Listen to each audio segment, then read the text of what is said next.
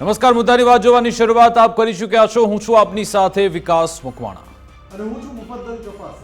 મુદ્દાની વાતમાં આજે વાત કરીશું કે ચીન બચાવશે તો પણ નહીં બચી શકે પાકિસ્તાન, કારણ કે એણે જે કર્મ કરેલા છે એણે એની સજા ભોગવવી જ પડશે। આ જે પાકિસ્તાન છે હવે ચાઇનાના ખોળે જઈને બેસવું છે અને ચાઇના કે જે હવે ભારતને રણનીતિક મોરચે ઘેરવા માટે એક બાદ એક દાવ ખેલી રહ્યું છે, એક બાદ એક ચાલ ચાલી રહ્યું છે। આજે વધુ એક ચાલ ચાલી છે અને એમાં હવે ચાઇનાએ એવી ગેમ કરી છે કે પાકિસ્તાન અને તાલિબાન બંને એકઠા થાય, બંને એક ટેબલ પર બેસે, એ માટે ચાઇનાએ એક મોટો દાવ ખેલ્યો છે। આખરે શું રણનીતિ અપનાવી રહ્યું છે ચાઇના એ વિશે પણ આપને જણાવીશું ને સાથે સાથે પાકિસ્તાનમાં આખરે શું થઈ રહ્યું છે। પાકિસ્તાનમાં આપણે જોયું હતું ગઈકાલે અહીંયા ત્યાંના જનરલ છે મૌલાના મુનીર, એમણે પોતાની જાતને 5 સ્ટાર આપી દીધા અને હવે અહીંયા શક્યતા એ છે કે અહીંયા ગમે ત્યારે તખ્તા પલટ થઈ શકે છે, કારણ કે આ તો પાકિસ્તાનનો ઇતિહાસ છે અને ત્યાંની જે જનતા છે એ હવે એ કહી રહી છે કે આમાંથી અમને મુક્ત કરો અને એટલા માટે જ ત્યાં ગૃહ યુદ્ધ જેવી સ્થિતિ છે। સિંધમાં આપણે જોયું કે હવે સિંધુસ્તાન અહીંયા બને એવી અહીંયા ડિમાન્ડ થઈ રહી છે અને ત્યાં સુધી કે સિંધના ગૃહમંત્રીનું પણ લોકોએ ઘર ફૂંકી માર્યું છે। આખરે કેવી ગૃહ યુદ્ધ જેવી સ્થિતિ છે એ વિશે પણ વાત કરીશું અને બીજી સૌથી મહત્વની બાબત, નાપાકે એક મોટું ષડયંત્ર રચ્યું અને એના માટે તેણે ઇન્ટરનેશનલ મીડિયામાં ભારતને જવાબદાર ઠેરવવાનો એક પ્રયત્ન કર્યો છે।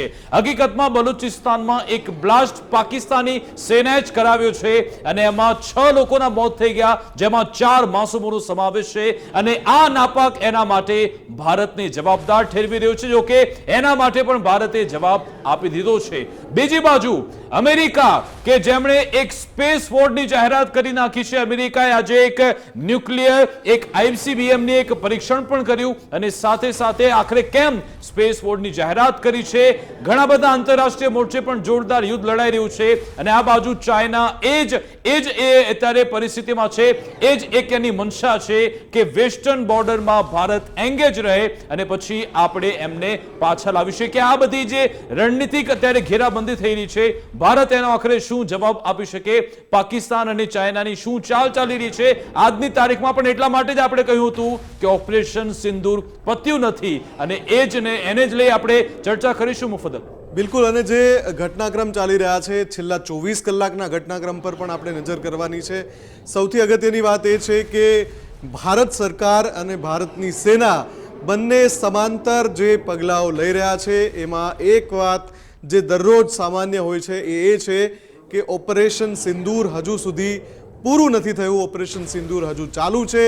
આ બધાની વચ્ચે પાકિસ્તાનના જે ઉચ્ચાયોગમાં જેટલા પણ અધિકારી છે એ નોન પર્સનલ ગ્રાટા કરી દેવાયા છે, એટલે કે 24 કલાકમાં પાકિસ્તાન હાઈ કમિશનમાં એટલે કે રાજદૂતાવાસમાં જેટલા પણ અધિકારી છે, સ્ટાફ છે, એમને પર્સન નોન ગ્રાટા કરી દેવાયા છે। એમણે તમામે ભારત છોડી દેવું પડશે। સૌથી અગત્યના અપડેટ આ પણ છે અને બીજું જે વિદેશ મંત્રાલયે સ્પષ્ટ કરી દીધું છે। ત્રીજી અગત્યની વાત કે આપણું ડેલિગેશન રવાના થઈ ચૂક્યું છે અને આ ડેલિગેશન એક નથી, એના 7 અલગ અલગ હિસ્સા છે, 7 ડેલિગેશનના એક લીડર છે, એની અંદર અલગ અલગ સાંસદો છે જે પાકિસ્તાનનું જુઠ્ઠાણું આંતરરાષ્ટ્રીય ફલક પર એક્સપોઝ કરવા જઈ રહ્યા છે।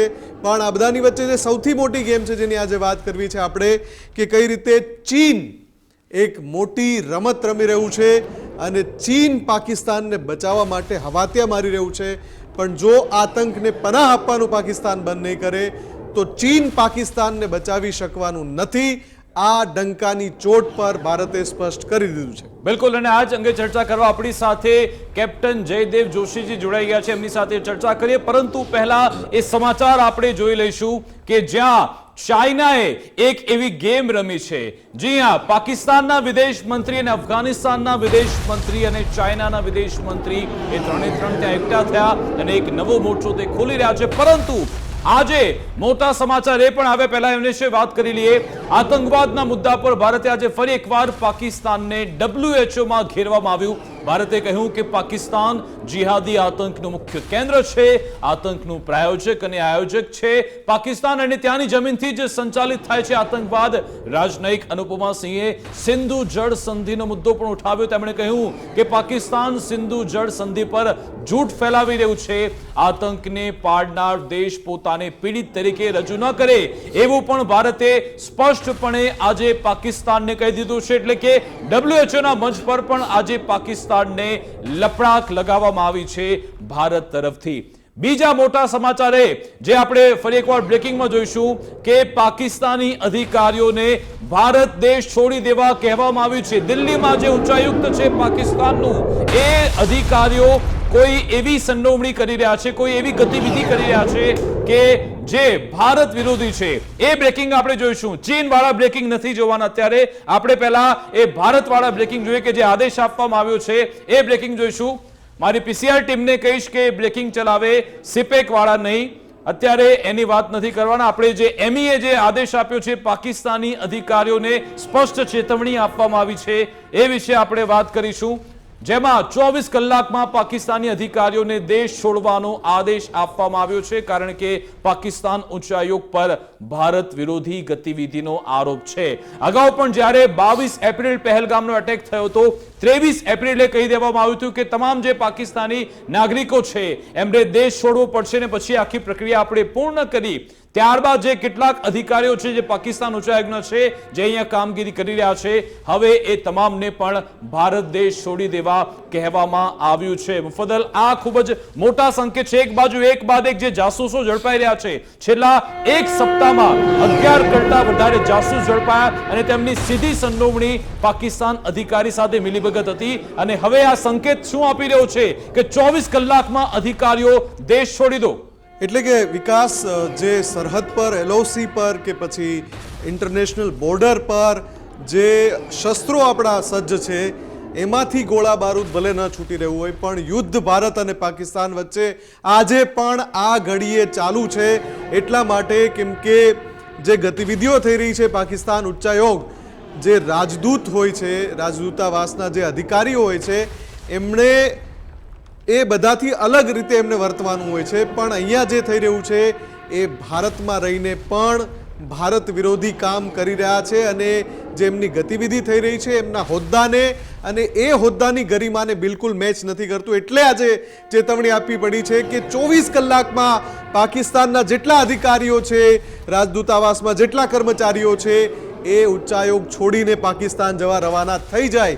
એટલે કે હજુ પણ જે સ્થિતિ છે બંને રાષ્ટ્રો વચ્ચે આ રીતે યુદ્ધની સ્થિતિ છે, અને એમાં પણ સતત ભારતીય સેનાનું રોજે રોજ નિવેદન પણ આવી રહ્યું છે વિકાસ કે ઓપરેશન સિંદૂર હજુ ચાલુ છે. બિલકુલ. અને બીજા સમાચાર એ પણ આપણે જોઈ લઈએ. જે 230 નંબરનું બ્રેકિંગ છે, પીસીઆર ટીમને કહીશ કે જે આરોપ લગાવવામાં આવ્યો છે, આજે બલુચિસ્તાનમાં જે બ્લાસ્ટ થયો એમાં 6 લોકોના મોત થઈ ગયા. આ ખુશદાર વિસ્ફોટ, એ આરોપો નાપાકે ભારત પર લગાવે કે આ વિસ્ફોટ ભારતે કરાવ્યો છે. જો કે એના આરોપોને પણ ભારતે નકારી કાઢ્યા. વિદેશ મંત્રાલયે કહ્યું દુનિયાને મૂર્ખ બનાવવાનું બંધ કરો. વિદેશ મંત્રાલય પ્રવક્તા રણધીર જયસ્વાલે કહ્યું છે કે પાકિસ્તાન પોતાની આંતરિક સમસ્યાઓ માટે ભારતને દોષી ન ઠેરવે. બલુચિસ્તાન પ્રાંતમાં થયેલ વિસ્ફોટ માટે નાપાકે ભારતને જવાબદાર બતાવ્યું. આ વિસ્ફોટમાં 4 બાળકો સહિત 6 લોકોના મોત થયા છે. આ એના પ્રારંભિક વિડીયો છે. તમે જે એ વિડીયો જોશો તો તમારી આંખો પણ ડમ થઈ જશે. એ માસૂમ બાળકોનો આખરે શું વાંક હતો? આ એ જ નાપાક છે કે જે સિવિલિયન એરિયામાં પણ ત્યાં ગોળીબાર કરી શકે છે, ડ્રોનથી એટેક કરાવી શકે છે, IED વિસ્ફોટ કરી શકે છે, અને એણે પોતાના જ પ્રાંતમાં આવો બ્લાસ્ટ કરાવ્યો, અને એની જવાબદારી એ ઠીકરું ભારત પર ફોડવા માંગતો હતો. પરંતુ આ એમનો આંતરિક વિખવાદ છે કે જે બલુચિસ્તાનના લોકો જે તેમની સામે તેને પોતાને છોડાવવા માટે ત્યાં પ્રયત્નો કરી રહ્યા છે, એ આંતરિક રમખાણમાં ભારતને વચ્ચે લાવવાનો પ્રયત્ન કરે. જો કે ભારતે એનું જુઠ્ઠાણું છે એનો પણ પર્દાફાશ કર્યો કે તમારી પાસે જો પુરાવા હોય તો લાવો, કોઈ પુરાવા વગર તમે આવી ખોખલી વાતો ન કરી શકો, એવું પણ આજે ભારતે પાકિસ્તાનને સંભળાવી દીધું છે. મુફદ્દલ, વિકાસ, આપણે ત્યાં આવી કોઈ લિબરેશન આર્મી એક્ટિવ નથી કે જે કોઈ પ્રદેશને અલગ કરાવવા માટે મથતી હોય. આખી દુનિયાને ખબર છે, વિશ્વ ફલક પર એ બાબત સ્પષ્ટ છે. પાકિસ્તાનની અંદર જો કે બલુચિસ્તાન લિબરેશન આર્મી છે, બલુચિસ્તાન લિબરેશન ફ્રન્ટ કહો, આ લોકો સતત ત્યાં જે લડત ચલાવી રહ્યા છે બલુચિસ્તાનને અલગ કરાવવા માટે, એટલે એ સત્યને ઢાંકવા માટે પાકિસ્તાન જુઠ્ઠાણાનો જે પડદો લઈને આવ્યું છે એ પડદાથી જુઠ્ઠાણું ઢાંકવાની કોશિશ કરે છે અને એ વાત વારંવાર ફેલાવવાની કોશિશ કરે છે કે જે ગૃહયુદ્ધની સ્થિતિ છે, હવે ગૃહયુદ્ધની સ્થિતિ તો થવાની જ છે, કેમ કે તમે જનતાને વિશ્વાસમાં નથી લઈ શક્યા, જનતાનો ભરોસો નથી જીતી શક્યા. ઠેર ઠેર તમારા શહેરોમાં ભારતીય સેનાએ જે કાર્યવાહી કરી એના નિશાન છે, ત્યાં જે નુકસાન થયું છે એ છે લોકોની સામે. એટલે જનતા તમને ઓળખી ગઈ છે કે તમે નિષ્ફળ હોવા છતાં જીતના ખોટા ડુગડુગી વગાડી રહ્યા છો ત્યાં. અને એ બધાની વચ્ચે સિંધુ જળ સંધિ અટકી જવાથી, સ્થગિત થઈ જવાથી પાણીની પણ વિકટ પરિસ્થિતિ પાકિસ્તાનમાં છે. આજે જે સિંધમાં થયું એ આખી દુનિયાએ જોયું છે. અને આજે સિંધની અંદર હવે તમે એ પણ કહેશો કાલે ઉઠીને કે આ જે લોકો નાગરિકો છે અહીંયા પાકિસ્તાનના, એ પાકિસ્તાનના નાગરિકો જ નથી. જેણે રોષ પ્રગટ કરીને ત્યાંના એક મંત્રીનું ઘર પણ સળગાવી દીધું. આ પરિસ્થિતિ એટલા માટે પેદા થઈ છે પાણીના કારણે ત્યાં આવી સ્થિતિ પેદા થઈ છે. અને આ સ્થિતિ વિકટ હજુ પણ બનવાની છે, કેમ કે જુઠ્ઠાણા ફેલાવીને ગૃહયુદ્ધ તમે ના અટકાવી શકો. અને અત્યારે ગૃહયુદ્ધની સ્થિતિમાં છે પાકિસ્તાન, એટલે આ બધા બ્લાસ્ટ થઈ રહ્યા છે. અને જે પાકિસ્તાન હાર્યા પછી પોતાના આસિમ મુનીરને ફિલ્ડ માર્શલ બનાવી શકતું હોય, એ પાકિસ્તાન આવા આરોપ લગાવે એમાં નવું શું છે વિકાસ? બિલકુલ, આ બધાની વચ્ચે જે ચીન ચાલ ચલી રહ્યું છે એ વિશે પણ વાત કરવી જરૂરી છે. હમણાં આપણે કહ્યું કે ચાઇનાનો જે એ મહત્વકાંક્ષી પ્રોજેક્ટ છે શી જિનપિંગનો BRI CPEC એને હવે લંબાવી રહ્યા છે અને એમાં અફઘાનિસ્તાનને પણ એડ કરી રહ્યા છે. ભારત પાકિસ્તાન તણાવ વચ્ચે આ ચીને મોટો દાવ ખેલ્યો છે. રણનીતિક રીતે ભારતને ઘેરવા માટે ચીનનો આ પ્રયત્ન છે. ચીન પાકિસ્તાન અને તાલિબાનની દોસ્તી કરાવવા માંગે છે, એટલા માટે આજે એલાન કર્યું કે ચીન પાકિસ્તાનથી અફઘાનિસ્તાન સુધી રસ્તો બનાવશે, અફઘાનિસ્તાન સુધી BRI નો વિસ્તાર કરવાનો છે. એ વિઝ્યુઅલ પણ આપણે જોઈશું કે જેમાં કેવી રીતે અફઘાનિસ્તાનના વિદેશ મંત્રી, પાકિસ્તાનના વિદેશ મંત્રી અને ચાઇનાના વિદેશ મંત્રી ત્રણેય એક સાથે હાથ મિલાવીને ઉભા છે, હાથમાં હાથ રાખીને બેઠા છે. આ જે સંદેશ છે એને પણ આપણે ડીકોડ કરવો જરૂરી છે, કારણ કે શું અફઘાનિસ્તાન એ કે જે હવે પાકિસ્તાન પ્રેમ પોતાનો બતાવી રહ્યો છે કે આ પણ એક પ્રકારની ચાલી રહી છે કે વિલ્યુશન છે, જેને ડિકોડ કરવું ખૂબ જ મહત્વનું છે. અલગ અલગ મોરચા ચાલી રહ્યા છે. બીજી બાજુ રશિયા યુક્રેન એમનું યુદ્ધ પણ અલગ સીમાએ પહોંચી રહ્યું છે.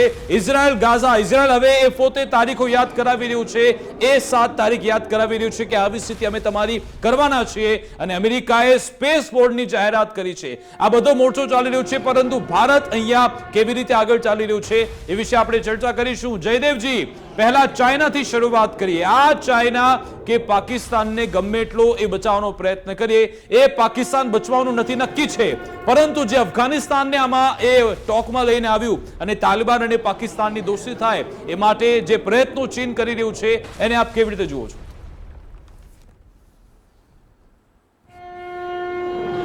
જી, ચીન આ પ્રકારના પ્રયત્નો હંમેશા કરતું રહેશે એ સ્પષ્ટ છે. ચીનને નથી પાકિસ્તાનમાં કોઈ રસ કે નથી અફઘાનિસ્તાનમાં કોઈ રસ કે નથી અફઘાનિસ્તાન અને પાકિસ્તાનમાંથી બની રહેલા આ ઇકોનોમિક કોરિડોર અથવા BRI એટલે બોર્ડર રોડ ઇનિશિયેટિવ, આ કોઈમાં પણ ચીનને એટલો રસ નથી જેટલો રસ ચીનને એ વાતમાં છે કે આવું બધું ભારતના પાડોશી રાષ્ટ્રો સાથે સમજૂતી કરીને તેમને ખૂબ મોટા વેપારના પ્રલોભન આપીને તેમને ત્યાં ડેવલપમેન્ટ પ્રોજેક્ટના નામે એન્જિનિયરો, કામગારો, લેબર લોકો અને એમની આડમાં પોતાના ઇન્ટેલિજન્સના લોકો પણ મોકલીને ભારતને બને તેટલી ક્ષતિ પહોંચાડવી, ભારતની આસપાસના પાડોશી રાષ્ટ્રોને મજબૂત કરવા અને એ નેટવર્કના કારણે એ પાડોશી દેશોની વફાદારી પોતે જીતી લેવી, એ જ એકમાત્ર ચીનનો આ BRI બોર્ડર રોડ ઇનિશિયેટિવ અથવા જેને લોકો વન બેલ્ટ વન રોડ પેલું જે એ વાત કરે છે કે પછી ચાઇના પાકિસ્તાન ઇકોનોમિક કોરિડોર એ રીતની વાત કરે છે, બધાનો હેતુ ચીનનો માત્ર આ જ છે. એ અફઘાની તાલિબાની સરકાર કે જે અત્યારે ભલે રેડિકલાઇઝેશનથી દૂર છે, આતંકવાદથી દૂર છે, ધર્માંધતાથી દૂર છે, પણ એ એક ચક્રી શાસન ચલાવી રહી છે. જનતાના લોકોને કંઈ પૂછવાની તેમને જરૂર નથી અને નાના મોટા જે બાર્ટર પ્રકારની ડીલો, લેનદેનની ડીલો કરી રહી હોય તેવું વર્તન આ તાલિબાની સરકાર કરી રહી છે. તે તેના ઘણા બધા ભૂતકાળના ડીલિંગ્સ જોવાના કારણે આપણે કહી શકીએ. જો એમણે પોતાનું હિત વિચાર્યું હોત, પોતાના નાગરિકોનું હિત વિચાર્યું હોત અને લાંબા ગાળાની દોસ્તી વિચારી હોત તો આ જ પ્રકારનો આઉટરીચનું કામ આપણા વિદેશ પ્રધાનજી એસ જયશંકરે પણ કરેલ હતું થોડા દિવસો પહેલાં જ. પણ એ કર્યા પછી આવી રીતે જ્યારે પાકિસ્તાની ફોરેન મિનિસ્ટર આખી વાતનું ઇનિશિયેટિવ લે અને એમાં આ ટ્રાયપાર્ટાઇટ એટલે ત્રિપક્ષીય આ પ્રકારના સમજૂતીમાં અફઘાનિસ્તાનનું જોડાવવું એ આપણા માટે પણ એક રેડ ફ્લેગ જેવી નિશાની ચોક્કસ કહેવાય કે આપણા આ પાડોશી રાષ્ટ્રો જે એક સમયે આપણે તેમને ખૂબ મદદ કરી છે, એ અફઘાનિસ્તાન સરકારના ત્યાં ડેવલપમેન્ટ પ્રોજેક્ટ્સ બનાવવા માટે, તેમની સાંસદ બનાવવા માટે, એ બધું બનાવવા માટે આપણે ખૂબ મદદ કરી હતી, ખૂબ આપણે ઇન્વેસ્ટમેન્ટ ત્યાં આપ્યું હતું. એ પછી પણ જો આવી રીતે એ રાષ્ટ્રો ચીનની આ સોગઠાબાજીના હિસ્સો બનવા માગતા હોય તો ભારતે પણ પોતાની વિદેશ નીતિને વધારે વેધકતા અને વધારે કારગર રીતે રહે એ રીતે આપણે તેને કેલિબ્રેટ કરવી પડશે, આપણે તેને તે રીતે ગોઠવવી પડશે. નહીં તો આ રીતે ચીન પોતાના મનસૂબાઓ પ્રમાણે યુતિઓ કરતું રહેશે. યસ, ચોક્કસપણે આ પ્રકારનો કોઈ પણ મનસૂબો એના મનમાં આવે અને આવી કોઈ ડીલ થાય, કોઈ પ્રોજેક્ટ કરવાનું શરૂ થાય એના અમુક મહિનાઓ જ કે વર્ષોમાં જ જયદેવજી આપણે શાંતિમાં, સ્થિરતામાં, આપણે વિકાસમાં માનીએ છીએ, આપણો એક મૂળ ઉદ્દેશ્ય છે, આપણો આ એક સીધો સંદેશ છે. પરંતુ પાકિસ્તાન અને ચીન એમાં માનતા નથી. આપણે વેસ્ટર્ન બોર્ડરમાં કેવી રીતે સતત એંગેજ રહીએ, એ જ આ લોકોનો પ્રયત્ન છે. બીજા ન્યૂઝ એ પણ આવ્યા કે હવે પાકિસ્તાનને ચાઇના ફરી એકવાર બીજા નવા ફાઇટર જેટ આપવાનું છે. તમને કદાચ ખ્યાલ હશે, J-35A જેટ એ આપવાનું છે. 30 જેટલા એ આ ફાઇટર જેટ પાકિસ્તાન ખરીદવાનું છે, લાગી રહ્યું છે. IMF થી જે લોન મળી રહી છે એ લોનનો ઉપયોગ આ લોકો પોતાની સૈન્ય ક્ષમતા વધારવા માટે કરશે. હમણાં તો એ લોકોના J-70 તૂટી ગયા આ 4 દિવસની લડાઈમાં. હવે બીજા નવા જેટ આપી રહ્યા છે આ લોકો.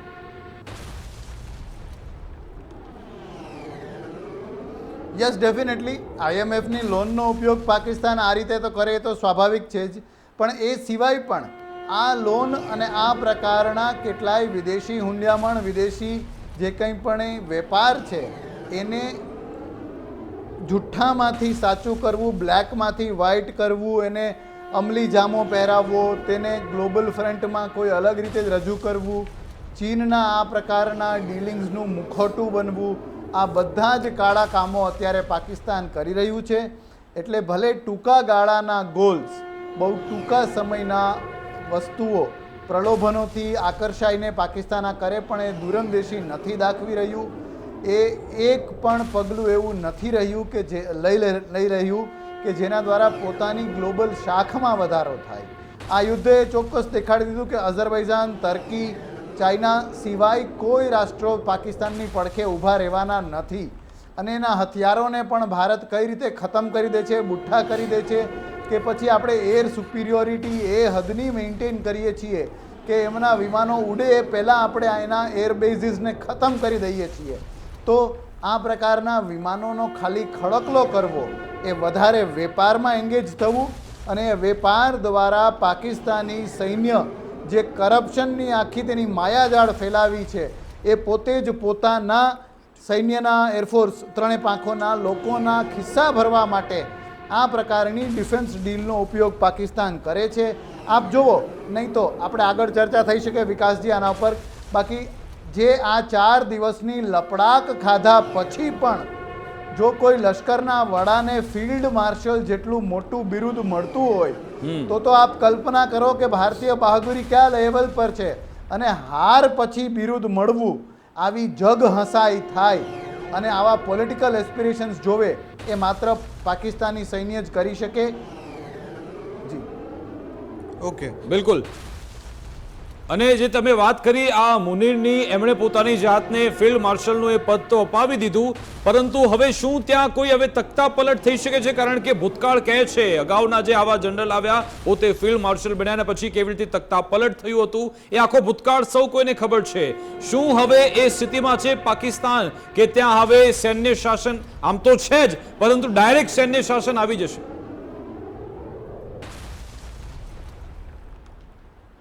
યસ ડેફિનેટલી આપનું આ જે તારણ છે અને આપનું જે પ્રિડિક્શન છે એ સચ્ચાઈની ઘણી નજીક એટલા માટે છે કે આ જ પ્રકારનો ઇતિહાસ પાકિસ્તાનનો રહ્યો છે. આપણે તેમનો ટ્રેક રેકોર્ડ જોઈએ તો આવું જ થયું છે.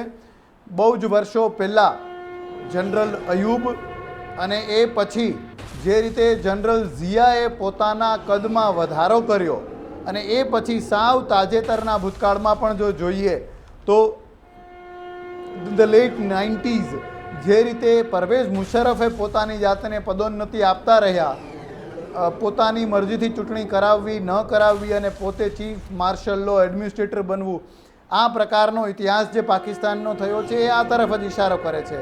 અને આ એટલા માટે પણ મુનીરે કર્યું છે કે જેવા પોતે ફિલ્ડ માર્શલ બને, ફિલ્ડ માર્શલ એક સેરિમોનિયલ પ્રકારની રેન્ક છે, એનો અલગ યુનિફોર્મ છે, એની અલગ રેન્ક છે, એનું અલગ બેટન છે, એના લશ્કરી મહત્વો ખૂબ અલગ છે જેની ચર્ચા પછી કરી શકાય. પણ ફિલ્ડ માર્શલ બનવાની સાથે જ ન તો માત્ર સૈન્ય, યાદ રાખીએ કે અત્યારે મુનીર જે હતા એ માત્ર સૈન્યના વડા હતા, પણ જેવા એ ફિલ્ડ માર્શલ બની જાય એ સાથોસાથ જ ત્રણેય પાંખ ઉપર કહેવાતો કંટ્રોલ એમનો આવે, પોતે પોતાની નીચે એક પપેટ પ્યાદો કઠપુટલી એવો લશ્કરનો વડો પણ નિમી શકે, પોતાની જનરલી આ પ્રકારની રેન્ક્સ જે હોય છે ફિલ્ડ માર્શલને રેન્ક એ ચીરકાલીન હોય છે, એટલે વ્યક્તિ જ્યાં સુધી જીવિત રહે ત્યાં સુધી આ રેન્ક એ ધારણ કરી શકે. આપણા કેસમાં જનરલ માણેકશોને આપણે આપણી પેઢી અને આપણા પછીની પેઢી પણ ખૂબ નજીકથી જોયું છે કે હંમેશાને માટે આપણે ત્યાં એ ધારણ લોકોમાં કરી અંતર એ શકે. છે જયદેવજી કે આપણે ત્યાં જી કોઈ યુદ્ધ જીતવા બદલ ફિલ્ડ માર્શલનો ખિતાબ અપાયો, એને ત્યાં યુદ્ધ હારવા બદલ આ અપાય છે. ખેર મારે એક સવાલ જે ખૂબ જ અગત્યનો છે એ પૂછવો હતો કે પહેલગામ હુમલાની આપણે વાત કરીએ, એ પછીનું ઓપરેશન સિંદૂર હજુ સુધી ચાલુ જ છે અને મેઇન જે આપણો લક્ષ્યાંક છે એ આતંકીઓનો ખાત્મો છે. પહેલગામ હુમલાની તારીખની જો વાત કરીએ તો આજે એને 1 મહિનો થવા, કાલે 1 મહિનો પૂરો થશે એ હુમલાને. એ પછી 3 આતંકીઓની ઓળખ થઈ છે જે કોઈ હાઇડઆઉટમાં છુપાયા છે અને કોઈ લોકલ નેટવર્કનો સપોર્ટ પણ હશે એને. પણ ક્યાં આપને લાગે છે આપના અનુભવ પરથી કે સમય કેમ લાગી રહ્યો છે એમને પકડવામાં, એમને નેસ્તનાબૂદ કરવામાં?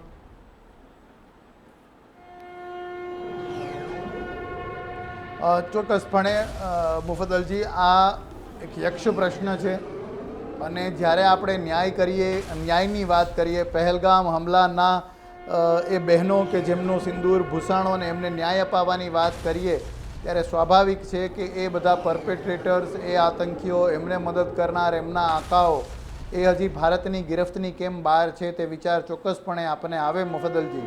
પણ હું ખાલી એવું નહીં કે હું પક્ષ લઉં છું સૈન્યનો કે ત્યાંના લોકોની જે કામ છે તેને બચાવવાનો પ્રયત્ન કરું છું તેવું નહીં. મેં ત્યાં પોતે સર્વ કર્યું છે અને એના અનુભવના આધારે અને અધરવાઇઝ પણ ત્યાંની ભૌગોલિક સ્થિતિના આધારે જો સરળતાથી એક વાક્યમાં જ કહેવાનો પ્રયત્ન કરું મુફદ્દલજી તો એ છે કે આવી રીતે કોઈ આતંકવાદીને જમ્મુ કાશ્મીર એલઓસીની પહેલે પારને આ તરફ શોધવા એ એટલું અઘરું છે કે એક મોટા ઘાસના ભારામાંથી એક નાનકડી સોય શોધવી એટલું એ અઘરું કામ છે. કઈ રીતે કે લોકલ સિમ્પેથાઇઝર ખૂબ છે, એ લોકો એક ટેરિટરીથી બીજી ટેરિટરીમાં સેક્ટરમાં પણ બહુ ઝડપથી મૂવ કરતા હોય છે.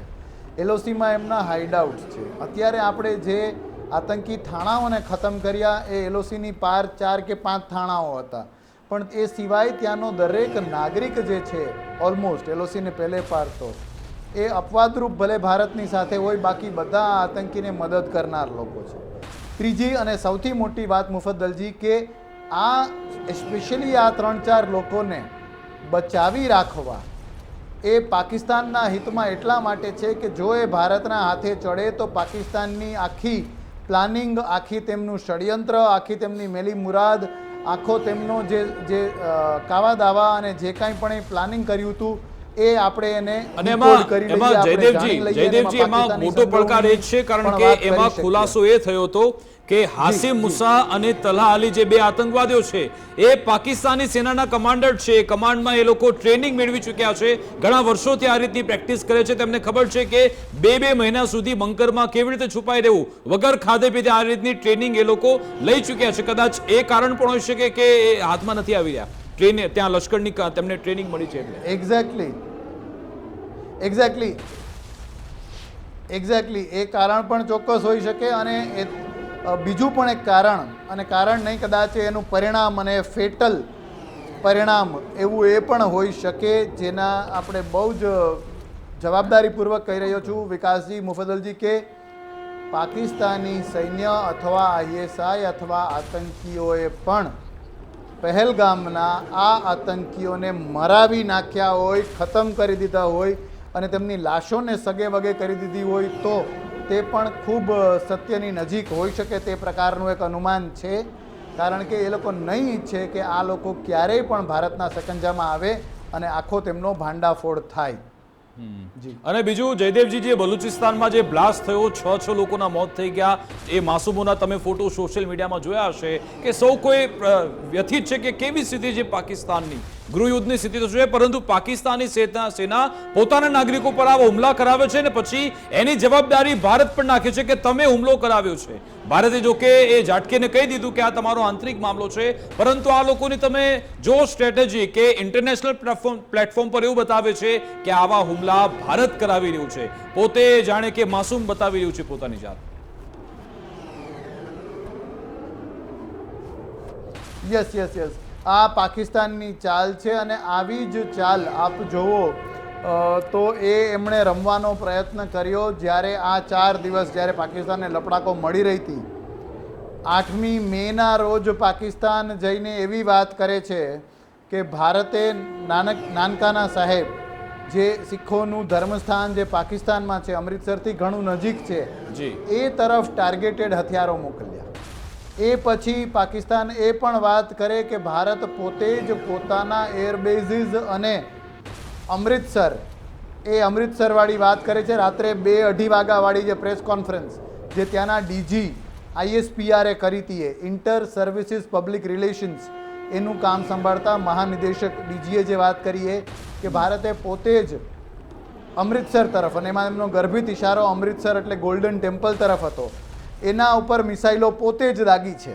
તો આ પ્રકારની વાત પાકિસ્તાન કરે ત્યારે એક તો ભારત ઉપર બધો જ દોષનો ટોપલો ઢોળવો અને ક્યાંક ને ક્યાંક સુસુપ્ત પણ ધીમે ધીમે સિમરિંગ સતહની નીચે પણ એનો જવાબ આપી રહ્યા છે. અને જયદેવજી, સમયનો અભાવ છે એટલા માટે ક્લોઝિંગ કમેન્ટ, આ બધું તો ચાલે જ રહ્યું છે. જે અમેરિકા વાત કરતું હતું કે અમને શાંતિ જોઈએ છે, અમે વેપારને પ્રાધાન્ય આપે છે, પરંતુ એ જ અમેરિકા આજે ડોનાલ્ડ ટ્રમ્પે સ્પેસ ફોર્સની જાહેરાત કરી નાખી. એમણે કહ્યું કે અમે એક આજે તો ન્યુક્લિયર એક ICBM મિસાઇલનું પણ તેમણે પરીક્ષણ કર્યું છે અને એક એવી વ્યવસ્થા એ લોકો ગોઠવશે કે સ્પેસમાંથી પણ એ લોકો એટેક કરી શકે. યસ અમેરિકા ખૂબ આગળ એક પગલો લઈ રહ્યા છે. અને આપણે કીધું એમ થોડો સમયના અભાવના કારણે ટૂંકમાં કહીએ તો ઇઝરાયલના આયર્ન ડોમની તર્જ ઉપર પણ એથી વધારે અદ્યતન, વિસ્તારની રીતે વધારે વ્યાપક અને ક્યાંથી ફાયર થશે, ક્યાંથી તેના પર રોક લાગશે તેમાં પણ ખૂબ જ આશાવાદી કે અમેરિકાના આખા વિસ્તાર ઉપર કોઈ પણ હાઇપરસોનિક કે જે ખૂબ સ્પીડવાળી હોય, બેલેસ્ટિક કે જેનું ડિસ્ટન્સ ખૂબ વધારે હોય, 1000 કિલોમીટર ધરતીના એક છેડેથી બીજો છેડો કહી શકાય એટલે દૂર ફાયર કરતી હોય, અથવા એડવાન્સ એવી ક્રૂઝ મિસાઇલોને પણ અમેરિકા જમીન અથવા સ્પેસમાંથી પણ શસ્ત્ર દ્વારા ખતમ કરી શકશે. આવા ગોલ્ડન ડોમ નામની પ્રણાલી એ શરૂ કરશે એ વાત કરી છે. ને વધારે આશાસ્પદ એટલે થઈ જાય છે 3 થી 4 વર્ષમાં. ટ્રમ્પ એમ કહે છે કે મારો કાર્યકાળ પૂરો થાય તે પહેલાં હું ખતમ કરીશ. એ આ વાતને બહુ આશાસ્પદ બનાવે છે. યુદ્ધના ઇતિહાસમાં એક નવો અધ્યાય લખવાનો પ્રયત્નની જાહેરાત હજી લખાણો નથી, પણ એની જાહેરાત ચોક્કસ ટ્રમ્પે કરી છે. બિલકુલ બિલકુલ આભાર જયદેવજી અમારી સાથે જોડાવા બદલ, વાતચીત કરવા બદલ. જો અમેરિકા જે શાંતિની વાત કરતું હતું, ન્યુક્લિયર મિસાઇલનું ટેસ્ટ પણ કરે છે, સાથે સાથે સ્પેસ વોરની પણ જાહેરાત કરે છે. આ એક ચિંતાજનક બાબત છે. ને બીજી વાત મુફદ્દલ, કે જે પાકિસ્તાન ચીનના ખોળામાં જઈને બેસ્યું છે, પરંતુ ભારત એ ભલે ત્યાં બેસ્યું ત્યાંથી ઊભું કરીને એને એનો પાઠ ભણાવતું રહેશે, એ નક્કી છે વાત. બિલકુલ, ચીન અને અફઘાનિસ્તાન અને પાકિસ્તાન આ ત્રિપુટી મળીને જે પણ કોશિશો કરે એમાં સૌથી મુખ્ય ચહેરો ચીન છે, જે બચાવવા માંગે છે પાકિસ્તાનને, અને એનું લક્ષ્ય જે નિશાન છે એ ભારત તરફ છે. ચીનને જે રોકવું છે એ ભારતને આગળ વધતું રોકવું છે, પણ એના પ્રયાસોથી આતંકને ફેલાવતું પાકિસ્તાન બચવાનું નથી. એ વાત બિલકુલ સ્પષ્ટ છે, એમાં કોઈ શંકા નથી, કોઈ સંદેહ નથી. બિલકુલ, અને આપણે આતંકિસ્તાનને ખતમ કરવાનું છે, આતંકવાદને ખતમ કરવાનું છે, એ જ લક્ષ્ય હેતુ સાથે ઓપરેશન સિંદૂર આપણે લોન્ચ કર્યું હતું. જે લાલ રેખા આપણે દોરી છે, જો આ તરફ પાકિસ્તાન આવ્યું તો પછી એને સબક શીખવવામાં આવશે, એ વાત પણ નક્કી છે. અમારી વિશેષ રજૂઆત મુદ્દાની વાત અંતર્ગત બસ આટલું જ. આપ જોતા રહો ગુજરાત ફર્સ્ટ ન્યૂઝ. નમસ્કાર.